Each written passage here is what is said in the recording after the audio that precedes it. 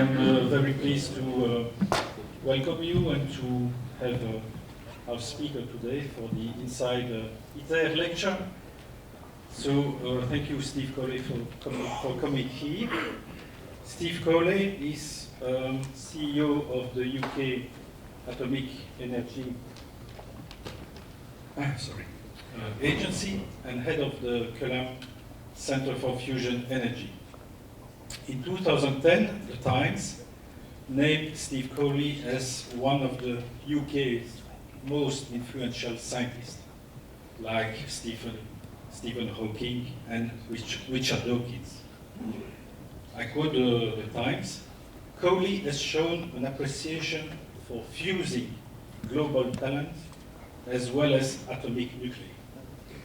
In his work as an advocate of fusion, Cowley has also provided a compelling argument for why government funding must increase if the race to provide carbon-free fuel is to be won in time."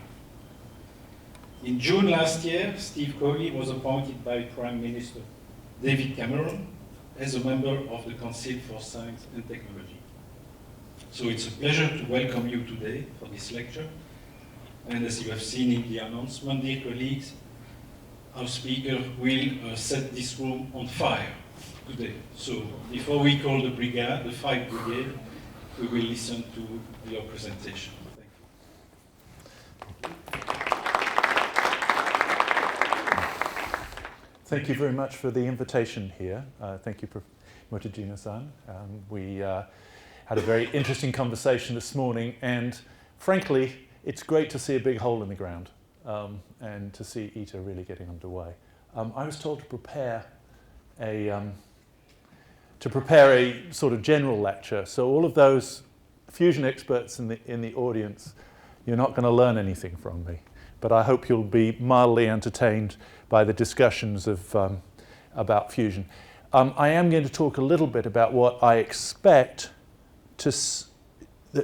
what I'd like to see us do before ITER starts in terms of the other parts of the program. Not a comprehensive list, but just a couple of things that I thought particularly stood out in my mind, and I'd like my guys at Cowley to be deeply involved in terms of things that we really ought to push for before ITER.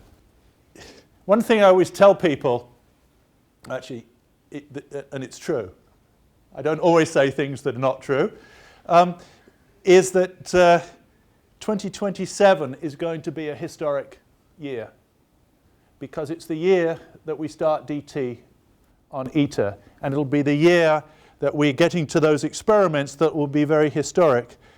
And I can't think of any better way of spending the last part of my career than being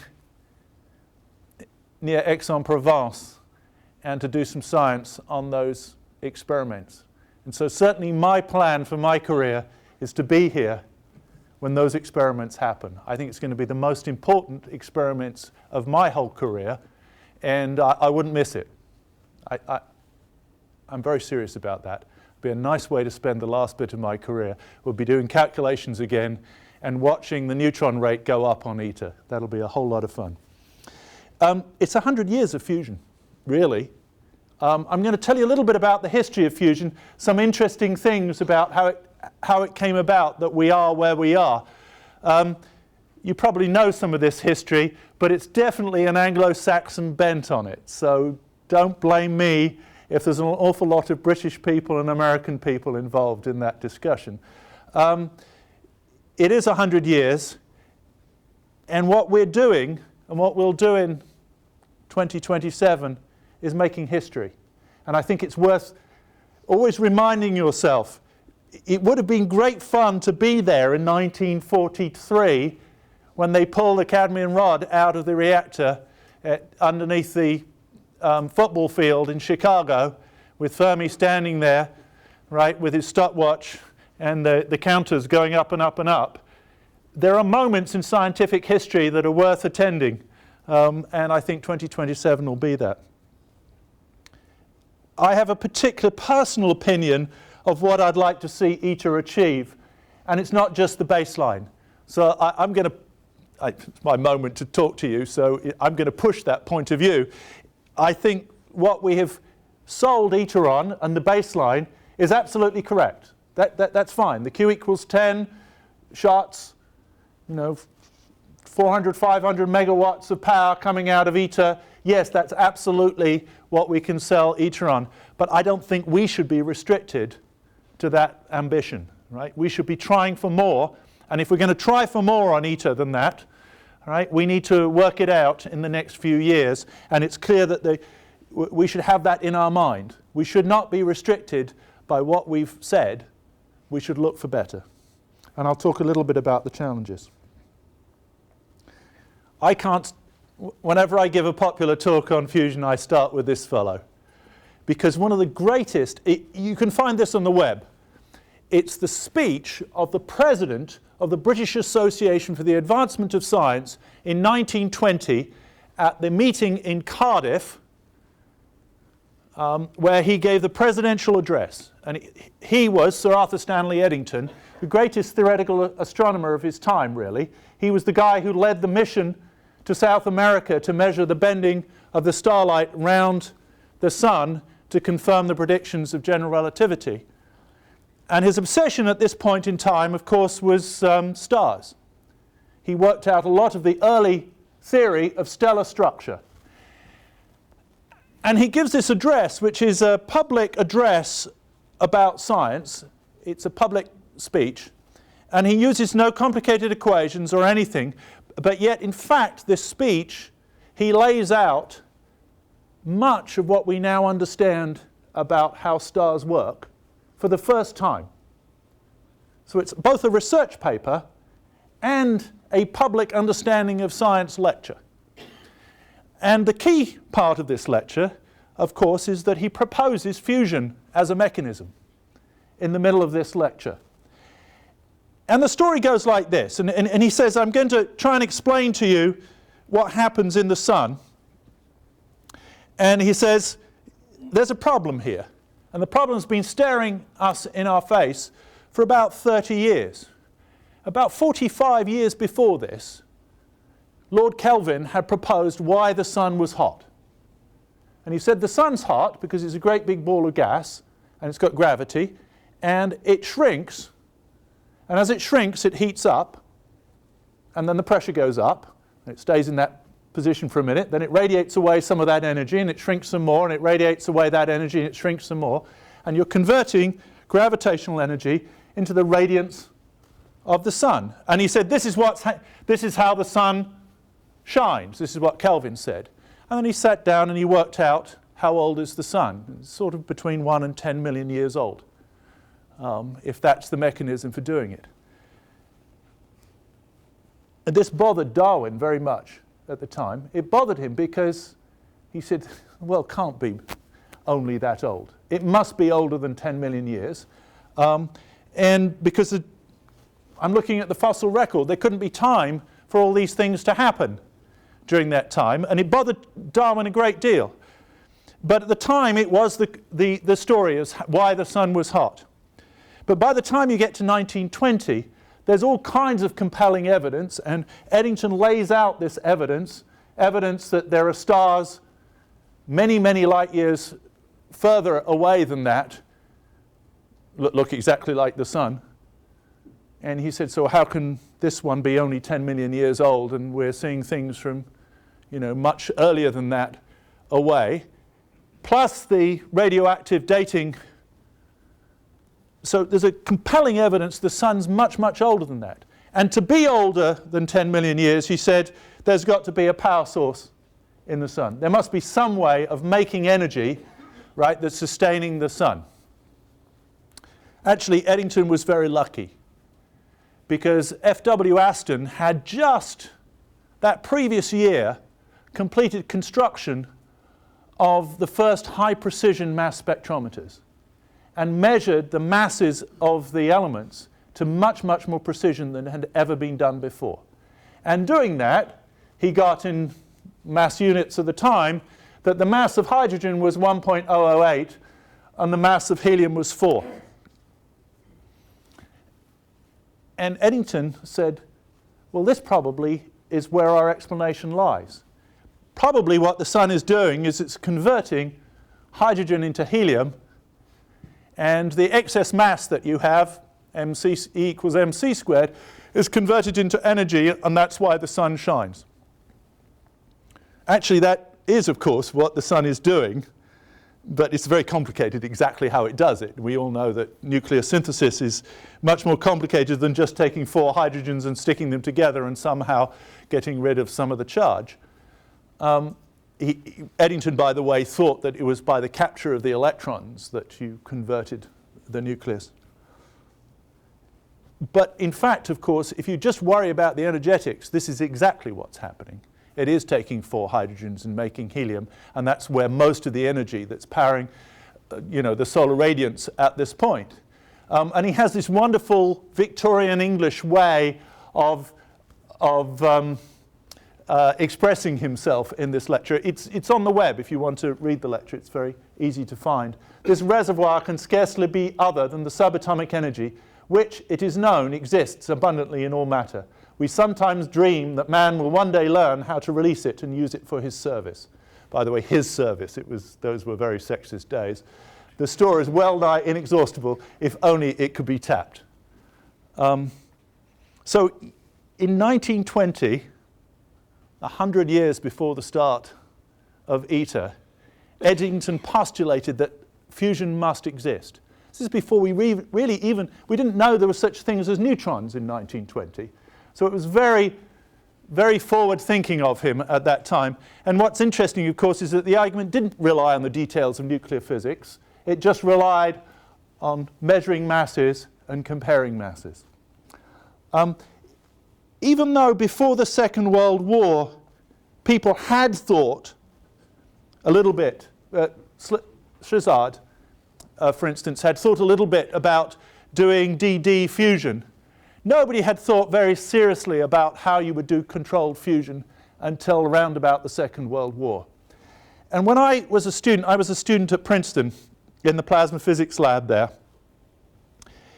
My thesis advisor was one of the original members of the plasma physics lab at Princeton, which started in 1950-51. In those days, fusion was a classified project. And at Princeton, they had 2 groups working on fusion, one of them working on the hydrogen bomb and one of them working on controlled fusion under Spitzer. And he says they knew that there'd been some work on fusion done during the Manhattan Project by Fermi. And they knew it was on magnetic confined fusion because there was something called Fermi's theorem, which for those in the know was that you couldn't have a plasma totally confined by only a toroidal field because of the drifts would cause charge separation. And I knew about this, and I was dying to find out what it is that they knew, because there was a conference in 1946 when they all left Los Alamos at the end of the bomb project to go off to their universities. They had a sort of exit conference. And at that exit conference, they said they were speculating about what you might be able to do in the future. And one of the speculations was controlled fusion. And so Fermi gave a lecture on controlled thermonuclear fusion in 1946, but the conference was classified. And there is no technical report from this conference that my friends who have classification at Los Alamos could find in the library at Los Alamos. And the old-timers at Princeton said they knew about it, but they'd never seen a copy of Fermi's report from this. And so there is no actual written evidence, except that last year I found a document. Actually, Dan Cleary from Science found this document among the papers of Sir John Cockcroft, who used to be my predecessor as head of the Atomic Energy Authority in England. He was the first head of the Atomic Energy Authority. 1946, we British knew that at some point the Americans were going to cut us off from classified work in the United States. The Americans were moving to make sure that the Brits knew nothing about what they were doing, because we kept having all those spies that kept telling the Russians what the Americans were doing. And so they were going to cut us out. It was called the McMahon Act when it did happen. And so we Brits knew that this was going to happen. And so, but in the 46 conference, there were several British people who went to that conference because it hadn't happened yet, including, by the way, Klaus Fuchs. But at this conference, the British delegation took copious notes that were then taken away by somebody in a diplomatic bag. And they ended up in the papers of Sir John Cockcroft. So the British were spying on this conference in order to retain as much knowledge as possible. So we have the British written report, intelligence report, on what Fermi said at this conference. And what Fermi discussed was the magnetic confinement of plasmas, mostly deuterium plasmas at that time, but also the DT reaction at that time in magnetic fields. And he said, I don't really know how to do it because you can't confine in a pure toroidal field. And I think he hadn't really thought of putting a current through the plasma at that time. But he put down the basic parameters of what you would have to do to make a thermonuclear reactor. And he said it was going to have to be more complicated than this. So finally, I have some record of what happened in 1946 and what they were discussing at Los Alamos during the Second World War. And I think that this was the first serious work on magnetically confined fusion. Of course, at that conference, they were also discussing hydrogen bombs and other things that we don't have declassified intelligence reports on. The reaction, of course, and again, the DT reaction, the deuterium-tritium reaction, which is the one all fusion programs want to do, is the reaction between these two isotopes of hydrogen, deuterium, which is a proton and a neutron, and tritium, which is a proton and two neutrons, goes to, for an instant, helium-5. And the helium-5, the reason the cross-section is so large, the helium-5 goes to a 3/2 state of helium-5 for an instant, an excited state of helium-5, and then disintegrates into a neutron and a helium nucleus. That's the reaction, of course, that ITER will do in 2027 in copious amounts. Fusion isn't complete with that reaction because tritium doesn't exist in nature, and so the neutron then has to bombard lithium-6, to produce helium and tritium and a little more energy too out of that reaction. And that second reaction has never been done for the fusion program, and that too will be tested on ITER in the test blanket modules. So the second part of ITER, which will be beyond the 2027 burning shots, which is when we test the first set of blanket modules, where we will breed tritium from lithium in the walls of ITER, is also a complete first for the field. So moving on with the history, shortly after the 46 conference, Sir George Thomson at Imperial College and his colleague Blackman proposed magnetic confinement. Now, there's an interesting remark on this too. Thomson did not know of the work of Fermi. And so when he initially proposed magnetic confinement, he proposed just a pure toroidal field. And Piles, who had been at the 46 conference, said, you can't do that. But he wasn't allowed to tell Thomson what he knew at that point.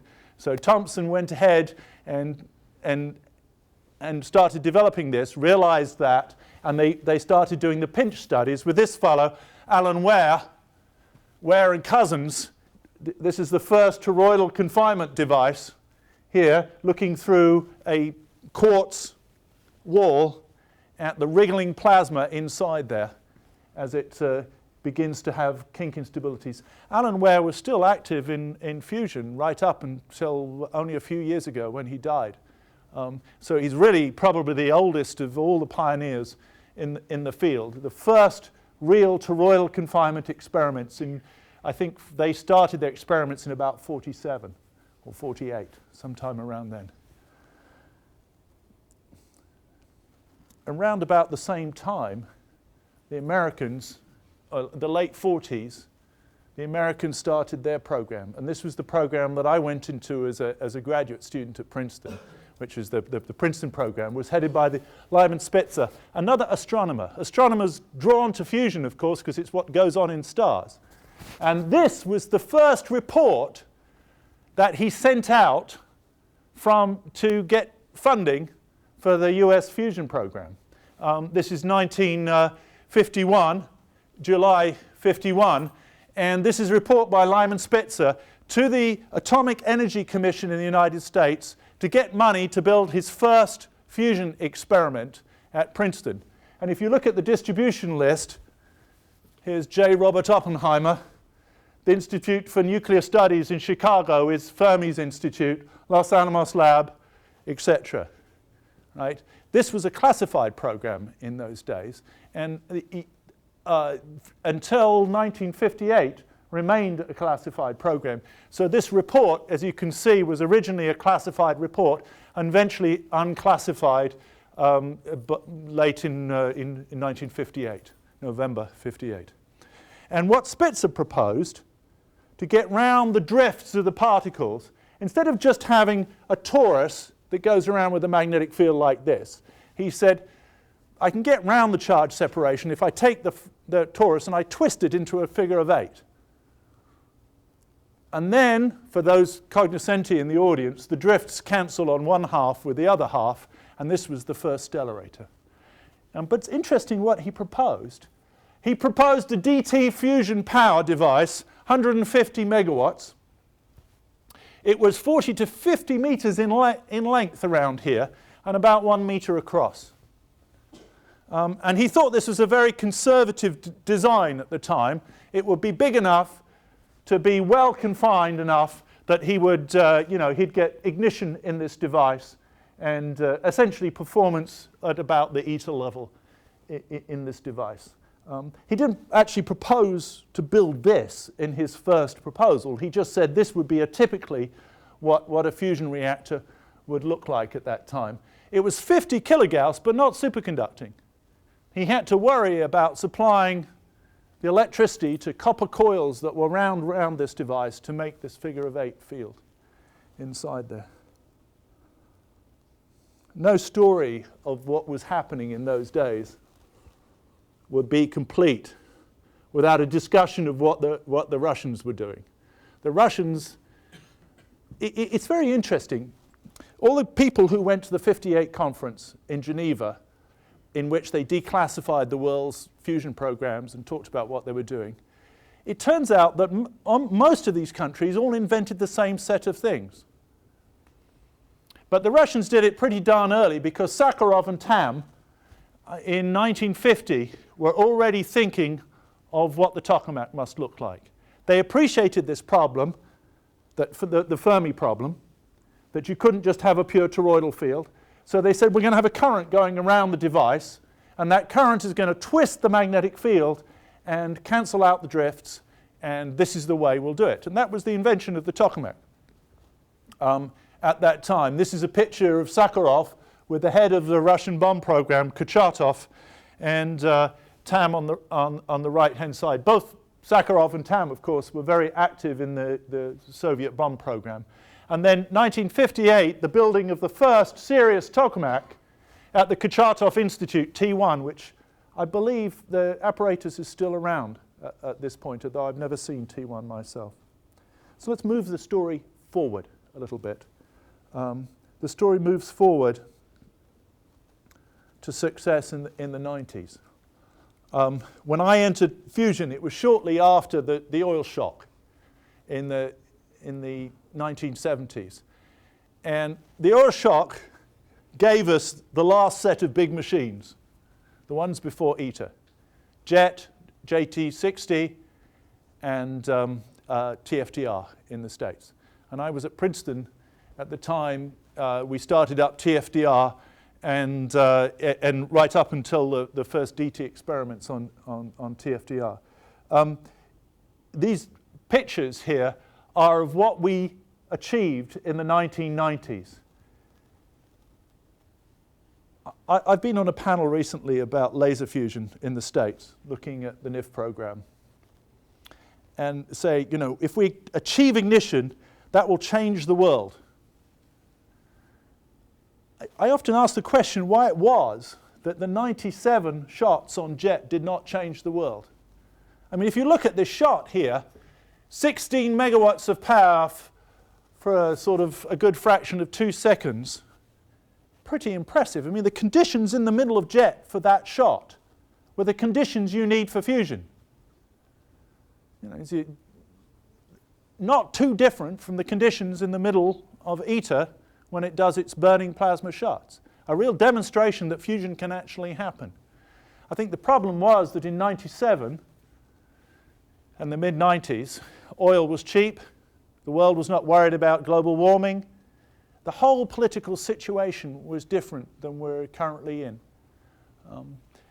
I often tell people, of course, that this 16 megawatt shot, while impressive, is not really the one that we look at for ITER. It's this here, sustained 4 seconds at 4.5 megawatts, is basically the kind of shot that we extrapolate to ITER on. There's a good basis for our extrapolation. But I'm concerned now with how we go forward from this point. And the next step for us will be running JET in DT again. We've done DT briefly in 2000, guess I'm going to get the date wrong, 2003, 2002. Was DT on JET. But it wasn't a very serious DT campaign and not full power. And we weren't going for essentially the records at that point. But so Francesco Romanelli and his team have had a look at what we might achieve on JET with a new deuterium tritium run on JET and see what might happen. And the mode that people on JET feel would be most productive to look at in terms of fusion power is called the hybrid mode. And JET did not really get a serious hybrid mode until 2008. So this is really new results that are coming out of JET. And the result of those hybrid modes is that if we get things right at full power on JET in 2015 in DT, what we ought to be able to do is something like this. This is from one of the predictions, is to go up to over 16 megawatts, sustain it through the shot, and then close it down at the end of the shot. I've arbitrarily taken 5 seconds, 6 seconds at this point to close down the shot. But I think that will be a tremendous achievement.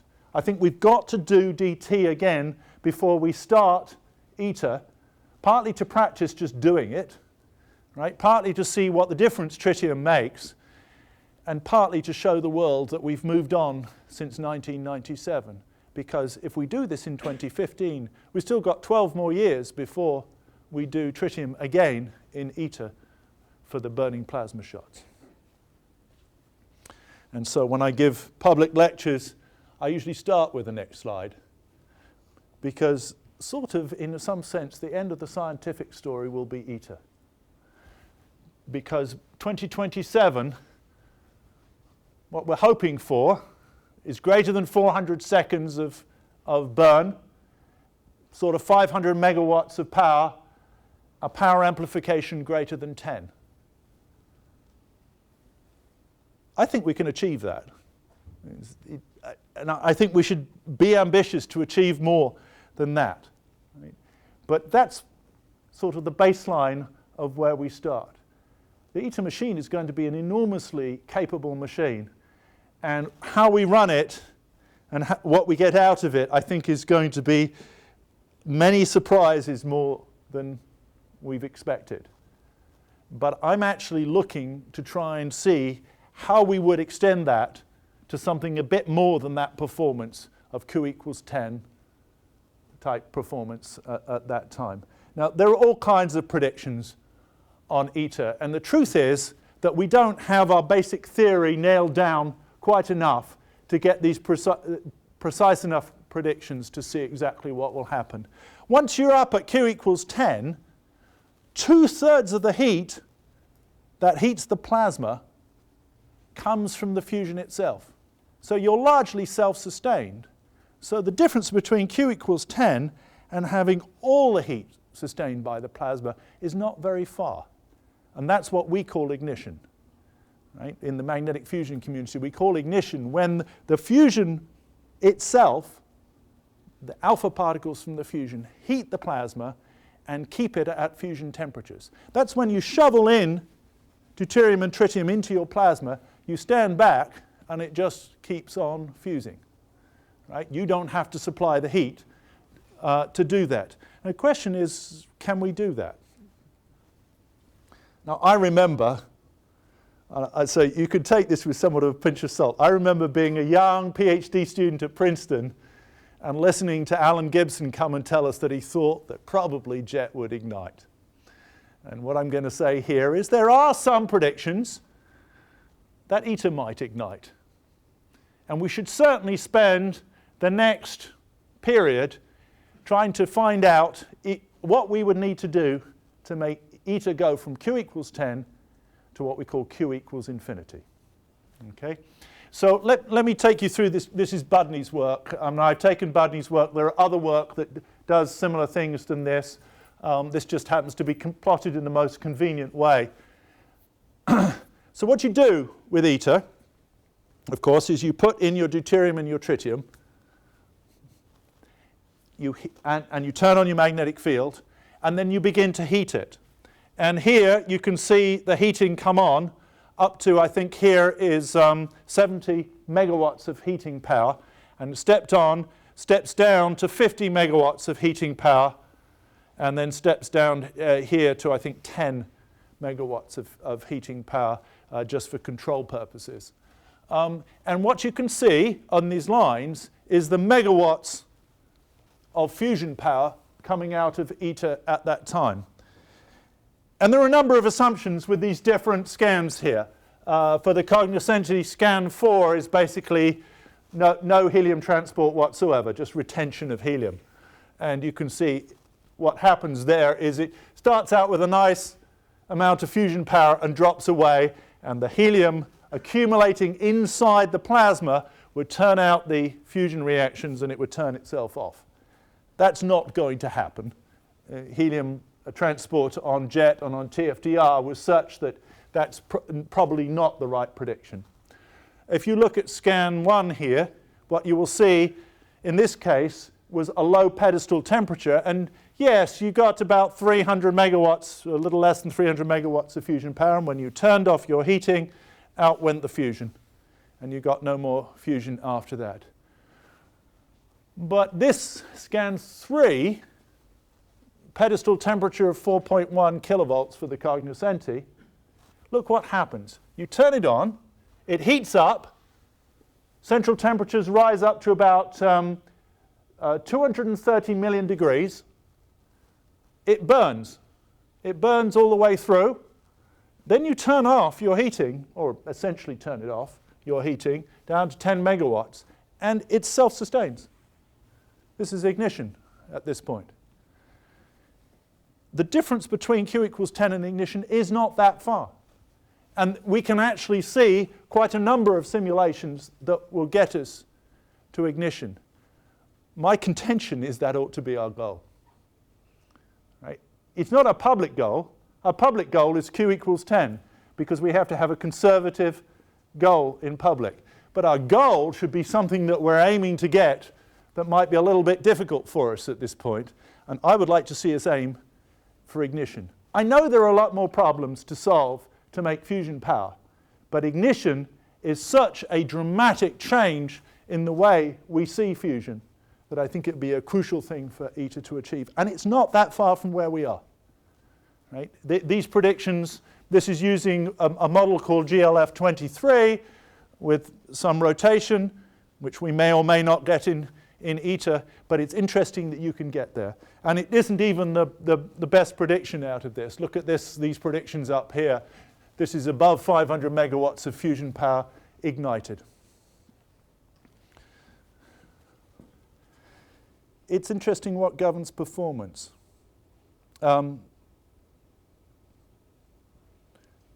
standard model of how tokamaks get good performance is governed by something that when I first got into the field everybody was struggling with. We heat up the plasma and we get this turbulence. And the turbulence is the bubbling of the hot plasma coming out, trying to expand outwards, and the cold plasma coming in. And you get these tiny turbulent eddies. And one of the simplest things that happens is that the turbulence is actually very, very strong if you go above a critical barrier to what's called the ion temperature gradient mode. And this is like the sun, actually. The sun finds itself bubbling away, and it sets its profile to be just at the point where you start to have bubbles, where you start to have turbulence. And so it's this critical gradient, and the plasma tends to sit for most of the region. So here's the middle of the plasma here, and here's the edge of the plasma out here. And on this side is the temperature in kilovolts. So this is basically 100 million degrees. That's 150 million degrees. And this profile of the temperature here has to sit at just the point where it's about to go really turbulent. And it sits right at that point where it's about to go really turbulent, all the way from there to the inside. This says that the central temperature is really, you can tell what it is if I can tell you what the temperature is right close to the edge. And that's the rub. What we find, of course, is that the edge of the plasma goes into what we call the H mode. And the H mode, this region here, has suppression of the turbulence, and we get a very steep temperature. And at the top of the pedestal here, we get a given temperature, what we call the pedestal temperature. And from then on inwards, it sits at this marginally stable profile. And that rigidity, I think, I looked back over the literature, said who first said it was going to be rigid? And I have to confess that I think it's probably Bruno Coppi. In the early 1980s, even the late 70s, Bruno was saying it's got to be basically pinned to a critical gradient all the way from the edge to the middle. But at that time, we didn't know we could get this pedestal at the edge. And the pedestal gives us a lever, a huge lever, because you make this bigger here, and keeping the critical gradient, you get the central temperature to go bigger. So they're simply proportional to each other. And if you can make this edge region very good confinement and better, you'll get better in the middle. Now we have no theory, so sorry, I expressed this on the next, so I'm getting a little technical now. So the temperature in the middle, this maximum temperature, and the temperature at the edge is actually not a function of the size of the machine. And that scares you. Because you say you go from jet to ITER and things won't get better. But that's fine. Actually, they do get better. And they get better because that whole edge region is going to get better. At least they do in all previous machines, and we expect that to be true in ITER too. So this rigidity of the profiles means that we're going to be very heavily constrained in what we see. And this was, for instance, Budney, again, looking at ITER performance as a function of what we assumed that edge temperature would get to. And if it was only 3.4 kilovolts, we would only get essentially this is Q of 5. This is QDT on this side, Q of 5-ish here. And you can see we would have to get to a temperature, edge temperature of 7.5 kilovolts, which is probably not going to happen before you get to ignition in that case. But something's actually coming to our rescue, and we have to understand this before we get to the beginning of ITER. And that is, plasmas behave better than those predictions show. For some reason, all plasmas rotate. Whether you put in momentum or not, the plasmas do spin. And the more they spin, the hotter that central temperature gets. The spinning tends to suppress the turbulence and allow you to have a temperature profile that's much steeper towards the center. And therefore you don't have to have as hot an edge to get good performance in the middle of ITER. And actually, these ones were done modeling with the predicted rotation rates from theory rather than from the other case where he predicted a very slow rotation rate. And these are the ones where you can see that in fact he does get up to the levels where he can ignite on, say, for instance, this scan here.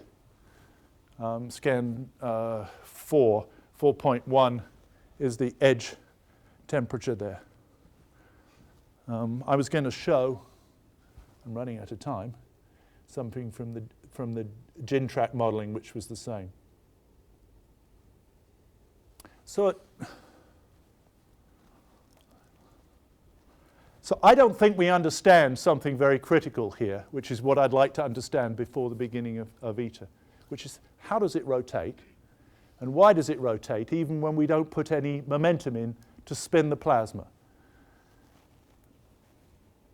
We don't yet have a first principles model of that turbulence. We can see the turbulence. Only for the last 10 years or so have we been able to actually see turbulence inside the plasmas. This was one of these lovely movies that Ray Fonk and George McKee, where is it? There we go, done from models of the turbulence. This is only 4 centimeters across, and this is the bubbling of the plasma sort of close to the edge right here inside D3D. We now have some movies like this from MAST. It certainly confirms that the plasma turbulence looks like we kind of expect it to be. But there's a lot more to the plasma turbulence than you can see in any of these pictures, because the resolution here, I think the number of pixels along here is relatively few. They're about that far apart, something like half a centimeter to a centimeter apart. But the nice thing about tokamak turbulence is that we're just about ready to be able to simulate ITER from first principles. Current computational capability is within about the 2 orders of magnitude that would be necessary to simulate from first principles ITER. But it requires pretty much every trick we have in order to do that. And I would like, and we're working at Cullum to do this, to actually get to the stage that we can do full ITER simulations, simulate the shot from beginning to end by the time we get to the beginning of ITER operation. The key to this, from the turbulence point of view, is all these turbulent eddies, they're tiny. They're about less than a centimeter across, and therefore there are many, many, many of them inside the plasma. And inside ITER, there'll be hundreds, if not thousands of them across the plasma. So you don't have to simulate the whole plasma to get any turbulent eddy right, because they're very small compared to the distance right across the plasma. So what you can do is you can break the problem up into simulating little bits of the plasma and then patch it all back together again. This is a multi-scale technique. A multi-scale technique where you simulate bits of the plasma as these flux tubes, and then what you do is you simulate multiple flux tubes, each one on a big computer, and you patch them all together from the turbulence to show how the plasma as a whole evolves from that. And that has been worked out only in the last 2 years, exactly how you do that. Right? And this guy, Michael Barnes, has actually now published simulations of jet in which you simulate the turbulence and then you simulate the evolution of the whole shot. And this is the first time we've really got first principles simulation, at least to the bulk of the plasma. The edge is another matter. And if you look at simulations like this is one from friends at General Atomics. They start with no turbulence in this case. But what you'll see is the beginning of the breakup of the plasma into turbulent eddies. They're small scale, and they break up, and they're elongated along the magnetic field lines here. And you can see the rotation in this picture. This picture, you can see the fact that the inside is rotating one way in this picture, and the outside is rotating the other way. But you see it kind of wrong. You think it's rotating like this, but actually it's rotating like this. It's what I call the inverse Barber pole effect. If you ever see a Barber pole in England, it's rotating like this. It looks like it's translating. Well, this is translating and looks like it's rotating. So the inside is rotating out like that. The outside is rotating like that. These kind of simulations are not quite there. I mean, it looks very impressive, and you can get a lot of funding for doing these simulations, but actually they're not really there, right? The problem is this is only part of the turbulence, and it's not the part of the turbulence that affects the electrons. And so we've got one part of the simulation problem done, but you wouldn't really expect it to agree with the experiment because we haven't got the other part done, right? And this is where we're going to need bigger computers, because actually inside all that turbulence, now this is a hero simulation again from Candy and Waltz, but if you look at this simulation,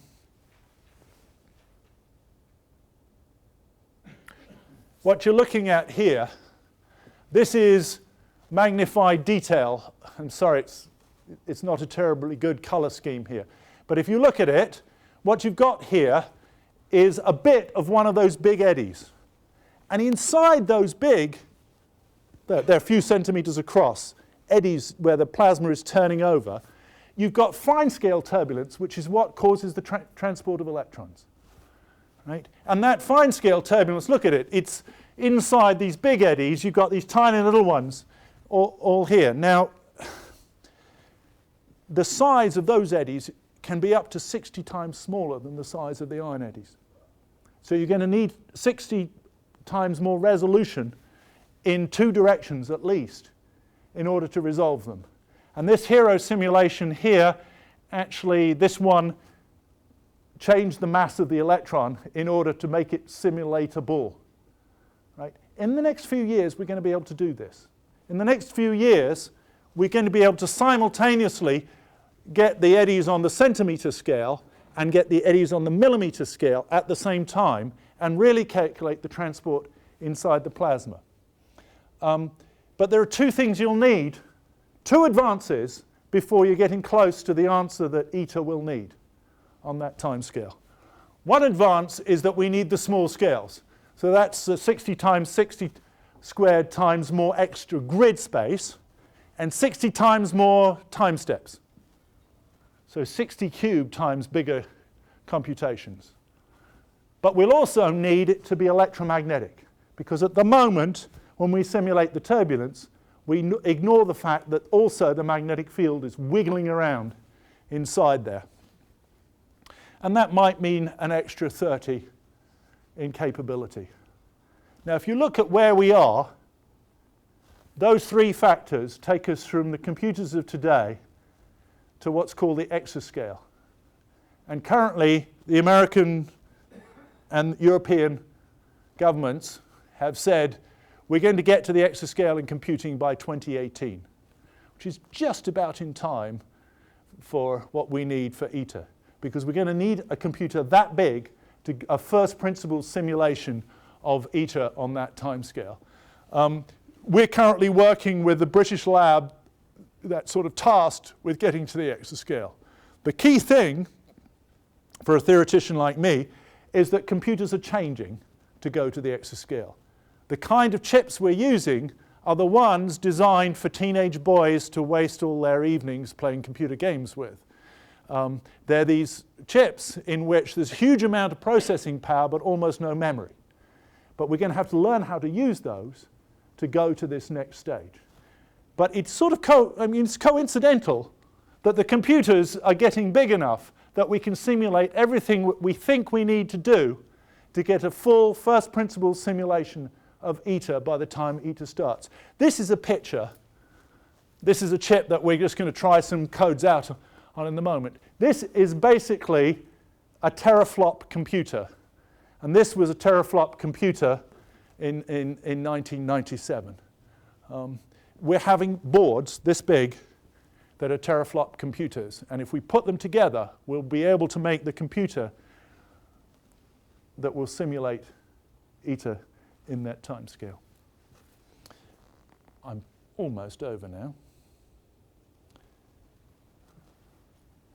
We spent most of this last year in the European Fusion Programme arguing over the roadmap. So I thought I would finish off by just saying, we've got to finish the job. ITER isn't the end of the job. ITER is the biggest step we'll ever make. And it's the step that hopefully will make us all famous scientists. But finishing the job is building an electrical reactor. And if that just goes off into the future, and we say, oh, you know, it's 50 years, it's 60 years, it's 70 years from now, I'm afraid our funding will go through the floor. We have to keep the pressure on so that we're producing electricity in some kind of time scale that somebody can recognize. And this means pushing forward to a demonstration reactor on some kind of time scale. Now, in some sense, what we can promise now is arbitrary, because we don't know the results from ITER. If ITER fails to get Q equals 10, I don't think we'll be building a demonstration reactor. Actually, as I've already said, I think ITER can do better than Q equals 10. But if it fails, we won't be doing this. But we, at this point, have to push forward. And so one of the things the sort of leaders of the European fusion associations were doing with this roadmap was trying to put some realistic timescales into how we might get there. And it's just worth looking at where Europe thinks at this point we could deliver some electricity.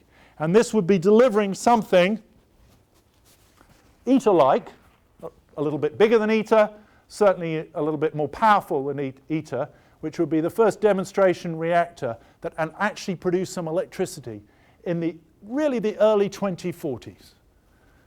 I like to say, you know, first fusion electricity in the 2040s. If we're not on that kind of time scale, unfortunately, we're entirely irrelevant to the discussions about energy in Europe at this time. We are on this time scale because if you look at the discussions on energy, discussions on energy should be at least on the 50-year time scale and probably on the 100-year time scale.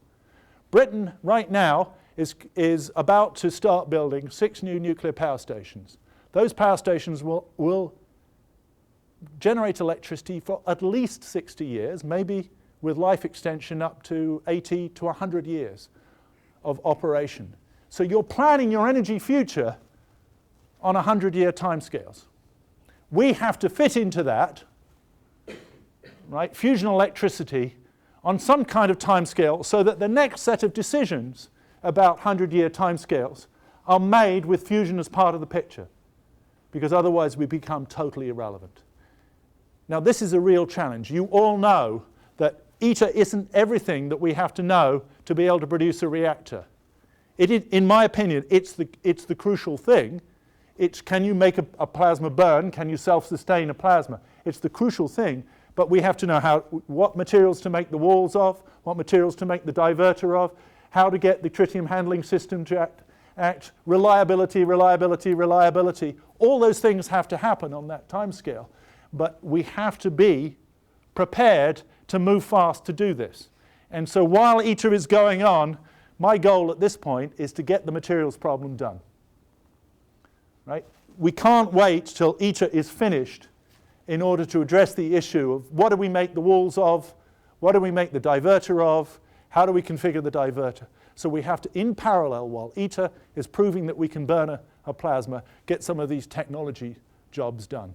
And so after 2020, up to 2020, I just want to get the best possible preparation for ITER we can get, right? And that includes high-performance computer simulations, new modes of operation so we can get the performance of ITER up, et cetera, avoiding disruptions, you name it.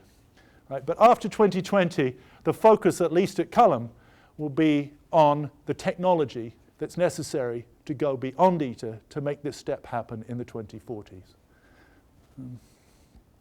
we forget, because there's been so many struggles over the last few years to get ITER going, that we're making history. And I do want to be here in 2027, so if anybody has a house for sale, talk to me afterwards. Thank you.